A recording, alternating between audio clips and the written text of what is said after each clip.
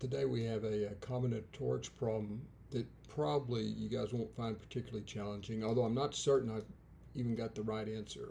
It's a homegrown problem, but what we're looking for here is, first of all, we can construct a four-digit number from these four digits, 0, 3, 5, and 7. And we want to find the largest such constructed integer that is divisible by 165. That is, 165 would be a factor of that number. Okay. Now, one that's kind of for free, if you quickly observe that 20 times 165 is comprised of those digits. Some of them are repeating. In particular, this is equal to 3,300, right? And just by inspection, that meets the conditions, right? So we got off easy. That satisfies the conditions because it's made up of these digits and a repetition is allowed, okay? And it clearly is divisible by 3 times 5 times 11, right? Ends in 0, so it's divisible by 5. And then right up here you have 3 times 11, right? So it's definitely meets the criterion. So the question is this the largest one? Okay, let's move along and see what we can discover here. Now, it's clear that the integer that we're seeking must end in 5 or 0 to satisfy the divisibility by 5 condition. Okay, and so that ends up being quite restrictive. So let's go ahead and do the first case. I guess we can say the last digit ends in 5 like this. So we'll do the last digit ending in 5. Okay. Now there's a couple of divisibility tests that are quite useful right here. The divisibility test for 3 says that if the sum of the digits of an integer is divisible by 3, then the integer itself is divisible by 3. Now that just follows, if you guys are studying modular arithmetic, it follows from the fact that 10 to the n is congruent to 1 modulo 3. Okay, 10 to the n is congruent to 1 modulo 3. Now this test is over here for 11 is a little stranger, but it results in a nice alternating test. This says that 10, the one that makes this fly, and it does, you have to spend a little bit of time verifying this is true. I won't do that. But 10 to the n is congruent to negative 1 to the n. And I'll be careful with the parentheses there. Now, y'all notice in the very special case that n is equal to 1, we get 10 minus 1, which is actually equal to 11. For n equals 2, we would get 100 minus 1, which is 99, and that's divisible by 11, and so on and so forth. You do it for cubed, you get the same thing. Okay. Now, so that's why that works.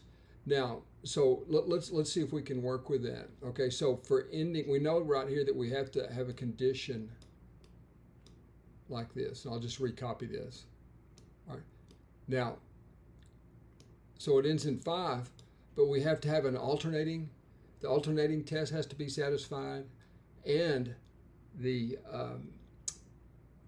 sum of the digits being divisible by 3 has to be satisfied. Okay, so you can play around with this, but you may have heard of palindromic numbers. Well, notice that if you place a 7 here, which is a member of our set, and a 7 here, and a 5 right here, when you do the divisibility test for 11, this would be 5. And owing to this truth right here, when you're this is 7 times 10 to the first, right? Well, this is going to be minus, according to this result over here, right? And so you're going to have 5 minus 7. Now you're going to have a squared power, which will get rid of the minus sign. So you'll have 5 minus 7 is negative 2. And you add this to 7 and you get 5, and then this will be negative. So this, when you sum the digits here, you get 0, which is considered to be a multiple of 11 or a multiple of any integer. Okay, so this passes, and I'll write this out here, it passes the test for 11. Okay, folks, and again, I think most of you have probably seen that test, but you alternate, sum them up, and then if the result is a multiple of 11, then the integer itself is divisible by 11. Now also notice that if you sum the digits up, and I'll just write that down for this one, 5 plus 7 plus 5. Okay.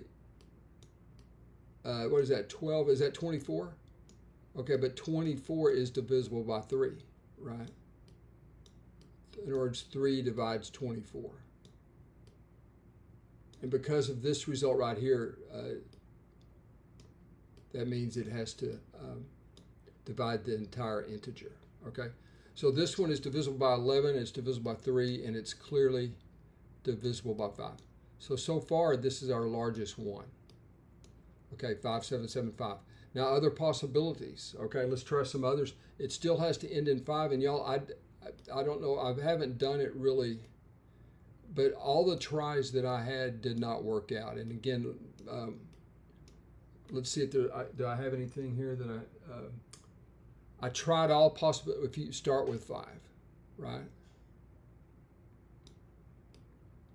Okay, but there's nothing that works here. You can try 3 and 3. You get if you try 3 and 3, you get 5 plus 8 plus 11 plus 16, which is not divisible by 3, right?